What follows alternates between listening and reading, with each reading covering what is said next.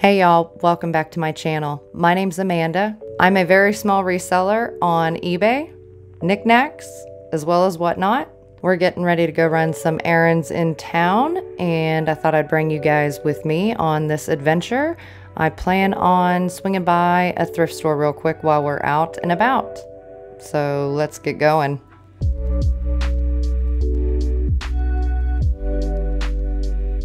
Alright guys, I didn't really get to shoot much of an intro before we went in, but we went to City Thrift in Overland Park, and I wanted to make sure you guys had the info for that. So we get in the door, and the first thing I see are these hand-painted glazed mugs. They're initialed on the bottom, hobbyist piece. They were cute. I think there was a set of 3 of them there. Then I saw this dish here. It was modern, but it kind of had that, I don't know, mid-century feel to it.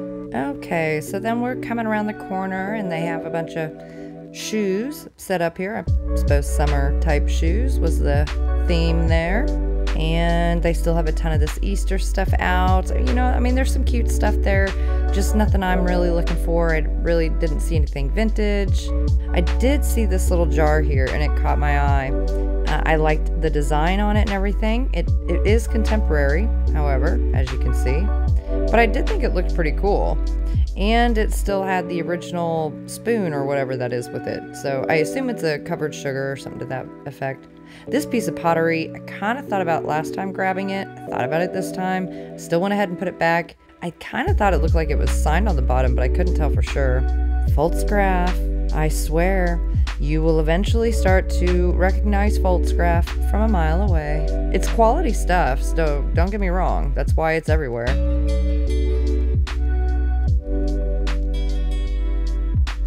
This guy, I assumed he was a snow baby.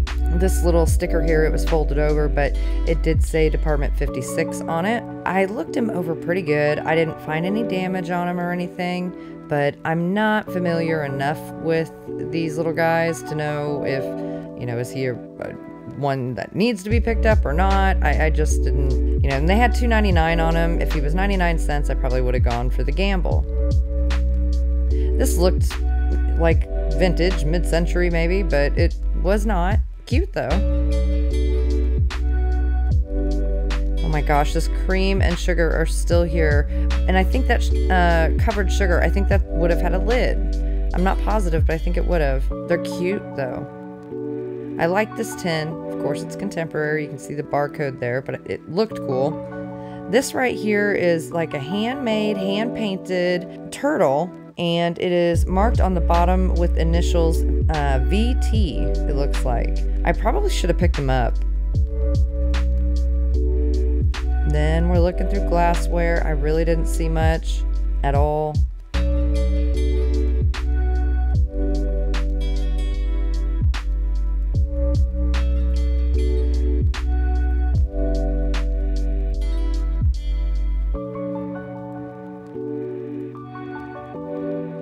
So, and then I noticed this dinnerware set down here, and it clearly wasn't really a complete set, but I was expecting it to say Sango, and it was actually Mikasa. Then I saw these plates over here. Now these are made in Mexico. These are Talavera plates, Ruth. That's what the R is, Ruth in Mexico. Handmade, hand-painted, beautifully done. That's kind of a firing crack on the bottom there, not really damaged. Like it's broken, but there were only 3 of them. I probably honestly should have picked them up. I think they wanted a little bit more than I wanted to pay for them though, and that's why I left them, but maybe I should have. I was checking out this Italy big pasta bowl likely, and I think it's a little more modern than I want, and didn't want to mess with it, so it's very large. That Norfolk right there, that pattern, I will put a comp on the screen to show you.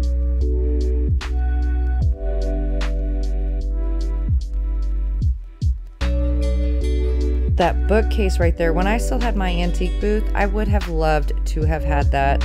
I don't know how much they had on it, but I had to show you guys. There was not a lot in the way of lamps. There were some kids kind of down that way playing. I really try to keep people out of the video, but especially children, so I didn't really venture much further. But they were pretty sparse. There wasn't a whole lot going on. This dude, I don't know what's going on with him. He's made in China. He was, I think, resin, but I don't know. these guys were still there, these Italian figurines. I believe they were resin, and they both had stickers, you know, on the bottom for made in Italy, but I still went ahead and left them. This here, it has a look of mid-century, and it may be, but I don't know, it just didn't have the weight to it like I would expect, and it wasn't really marked. It looked like it probably had a sticker on the bottom that was removed at one point. I'm not sure. And again, didn't see a whole lot in the way of vases here. Until I found this guy, and I'm looking him over good, and that sticker there is an Anarcho sticker, and then he also has a stamp on the base for probably a mold number, but he is, you know, like a cherub angel, you know, blowing his little horn there, meant to look like an old classical revival sort of fountain, Grecian, Roman, you know, the old world style fountains is what he's supposed to look like. This candlestick here, made in Japan, mid-century probably. I think it has some forget-me-not transfer decal on there. I did put it in my cart hoping to find a friend for it, but they wanted $5.99 for that one candlestick, guys, so but okay. But I put it in the cart. We go looking for its mate.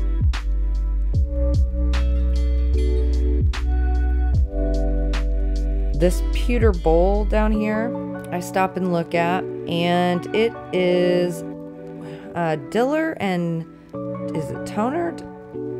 Torned, made in Denmark. And, you know, these pieces can go for good money. I maybe should have picked it up, but they wanted $15 for it. I went ahead and left it. This here is a technically vintage clock, really more retro vintage. I think on the bottom it says 1983, but it's meant to look like those clocks that would sit on like the dressers, you know, of ladies back in the, you know, 30s, 40s, 50s, that kind of thing. When those porcelain clocks were more popular. This one kind of fooled me, pure one, but the blue marks on the bottom on there looked like maybe Japanese characters. So, I wanted to show you guys this for that. This is a huge alarm clock. I bet it would wake you up. I think this is Cambridge. It has some really cool like wheel cutting on the base of it too, on the underside of the base. But I think that was Cambridge, and I couldn't find a mate for it though, guys. I otherwise would have picked it up. This had some really cool swirl optic to it. Simple clear vase, however. And I kept looking because I kept thinking I was seeing a mark on the bottom. And eventually I could see it well enough to know it was Lennox. And, you know, I went ahead and left it just basically because it was clear. This is an old, probably 22, 24 karat gold painted Germany cup, but there was no saucer. Oh, I wanted to show you guys these because, you know, look at this. It's a Barbie limited edition, $23.54 out of $2,500. Like, the higher the number count of total quantity, the lower the value of even if you have number one becomes.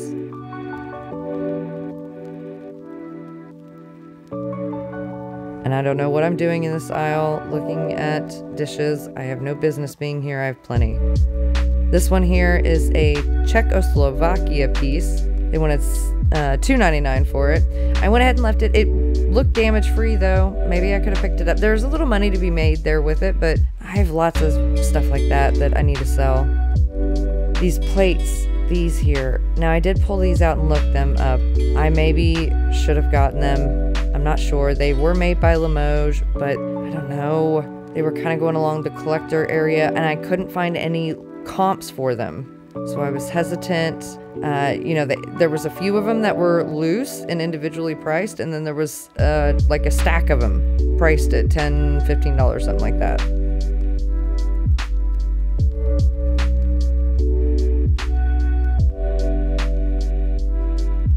These were contemporary. And this one might have a little tiny bit of age on it, but it was certainly more contemporary. Made to look much more vintage than it actually is. And here is the Sango. Really cool pattern though. I think it's Florentine by Sango. If you see that magenta oval, I know it was hard to tell in the video, but it's in black over that dark magenta color. It says Sango. That was kind of neat, like a milk box shaped ceramic with the goose or geese. This is a vintage ashtray set. I do end up picking this up, and we will talk more about it later.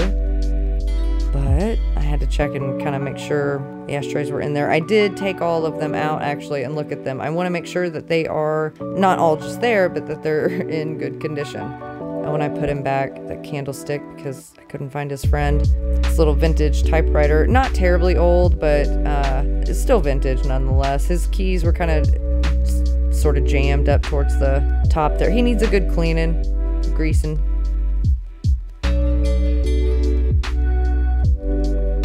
There's a little tidbit tray, probably mid-century, and not marked that I could see, but I would have picked it up possibly, but it just, I don't know. I have that bowl. I did not know there was a larger matching bowl. Thought that was pretty neat. This here is Franciscan, California pottery. They do a lot of different things, but they are very well known for their dinnerware type pieces and stuff. You'll think of like Franciscan Desert Rose, for example. I did stop to look this pattern up, and you know, it does sell decently well. It's not extremely high, and they wanted a lot for it, and there weren't enough to make a set of, you know, like 4 or 6 or something like that with each of the different plates and stuff, so I just left it, guys.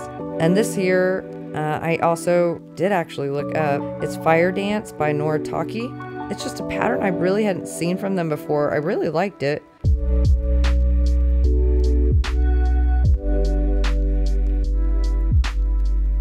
These little Hummel figurines here, meant to look like Hummels. They are, in fact, plastic, however.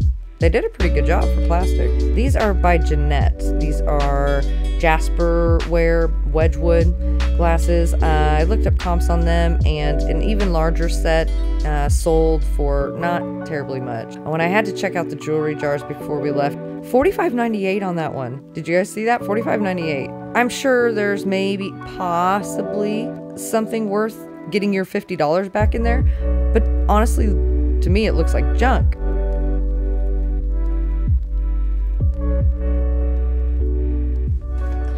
Okay, so went to the thrift store, as you guys saw.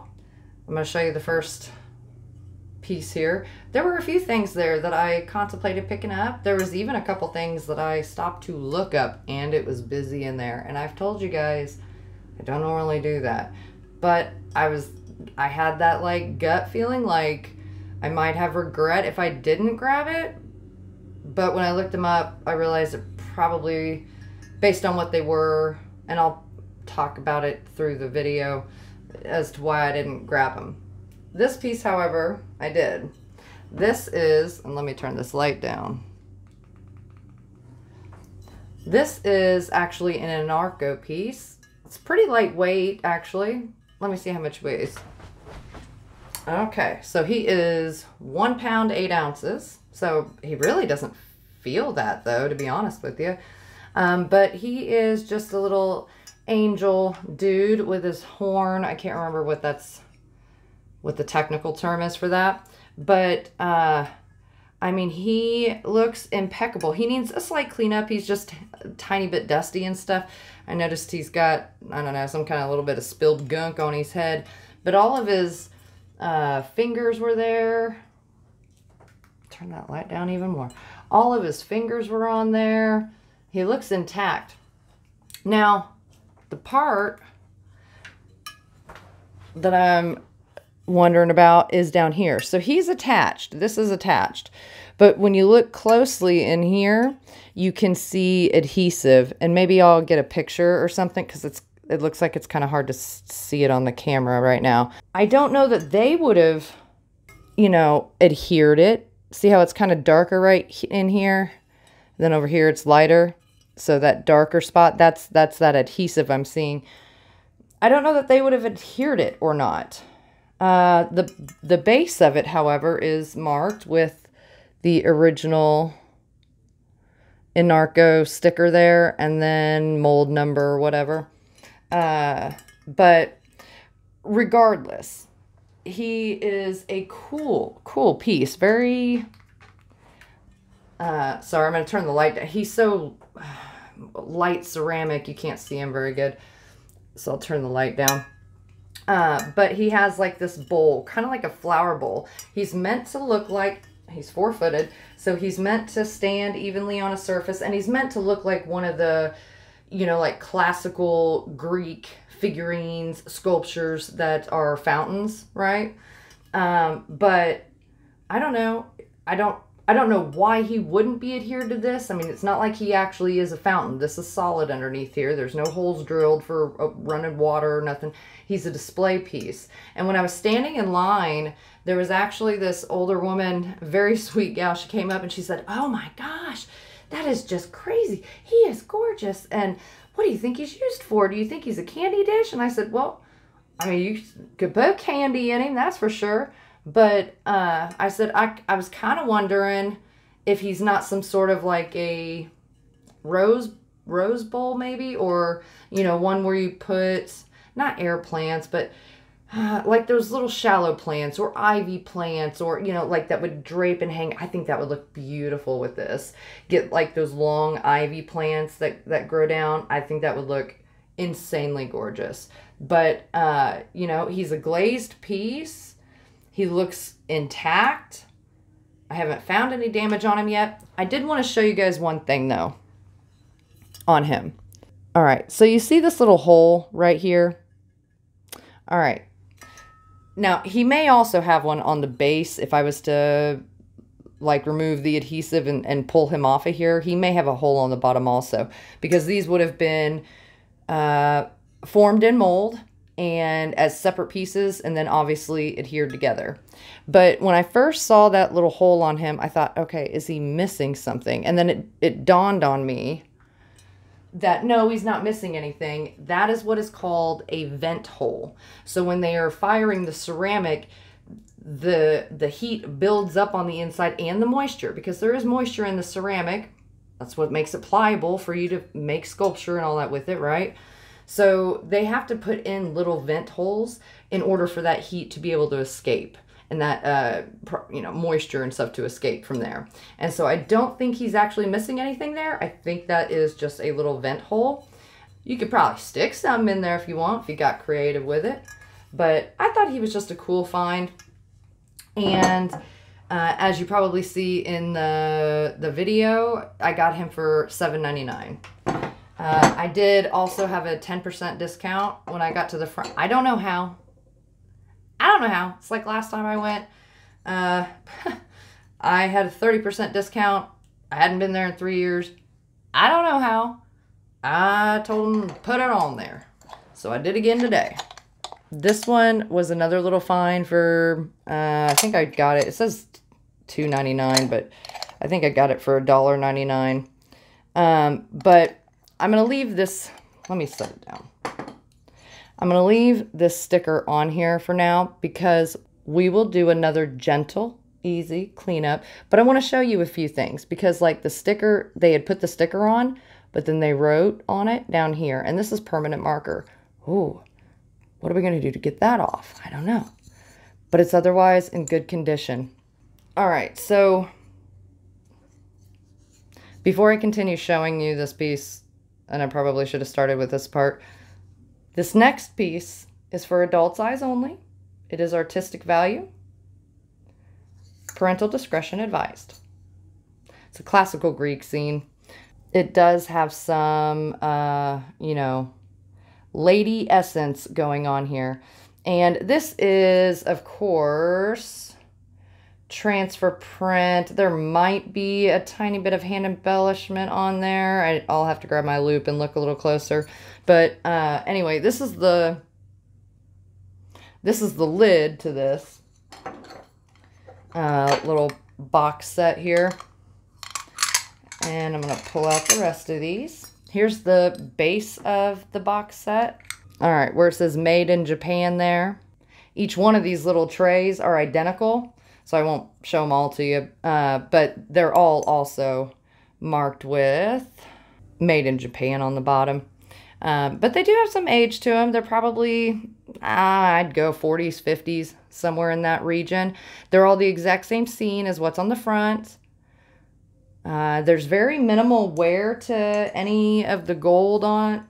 I keep looking at the wrong spot. There's very minimal wear to any of the gold on any of them. And there's a total of 4 little trays. Now, you know, do people still use these as smoking ashtrays? Maybe, I don't know. These ones were never used. There's no evidence, at least, on the transfer print or, you know, anything like that.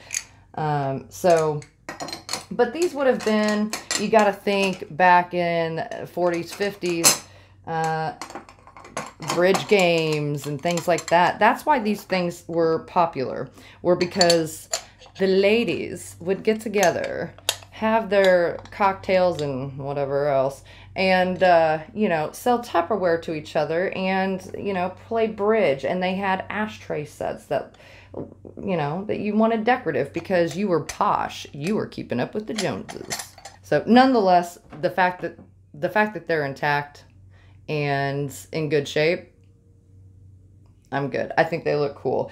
I'll be honest with you, a lot of times on the Greek scenes, it's not impossible by any stretch of the imagination to come across, you know, exposed breast or body parts of multitudes, but you don't see them as often. It's typically, even if the transfer, print, or decal was that way, a lot of times you'll see the hand embellishment come through, and they'll paint, like, you know, a maroon wine-colored robe drape over it, you know, to not expose. To each their own.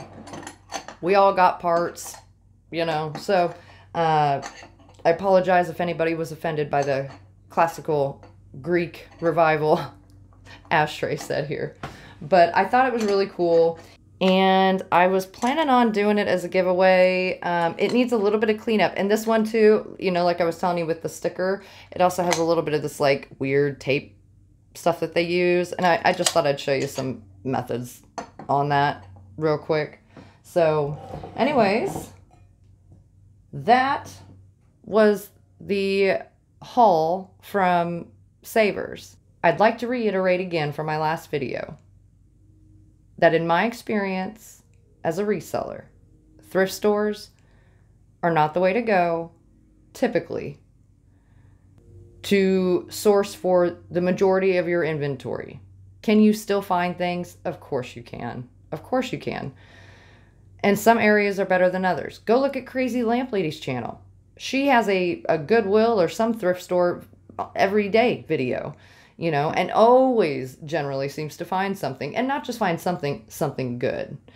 In my area, it's hit and miss, far in between. You just never know, especially like, you know, I've seen her come away with these crazy multi-$100 pieces and stuff. And I've had a few pieces, you know, here and there that were up there, but not on the same degree. And so, you know, she lives, I think, in Pennsylvania, northeast coast-ish area. And so up there, that's a much older area of the country. So you're going to have a lot more population kind of moving in and out. That's part of it. Compared to old areas, in rural areas, people tend to stay put. And things tend to get passed down. Not always, but, you know, farms usually stay in families. You know, prized possessions usually stay in families, typically. So that's what I mean by kind of different areas and stuff. So judge it on your own. I'm not making this the gospel. I'm just saying that in my experience, auctions are better, and networking with people is even better. Those have always been the best ways that I have found inventory. Was, oh, you resell. Oh, great. I know somebody who needs help going through a, you know, storage unit or whatever. And even if I'm not selling the stuff from it, I can go and I can help them, and they usually will pay me for it. You know what I mean? There's a lot of ways you can use your reseller knowledge, not even having to sell the stuff, you know? So I don't know. I just thought I'd throw that out there to keep in keep in mind, you know, because there's no wrong way, right way, perfect way, better way. There's just not. You just have to feel out your area and find your groove. That's what it comes down to. And if you're lucky, you'll find that real quick. If you're like me, it'll take a little while. But either way, you'll get there.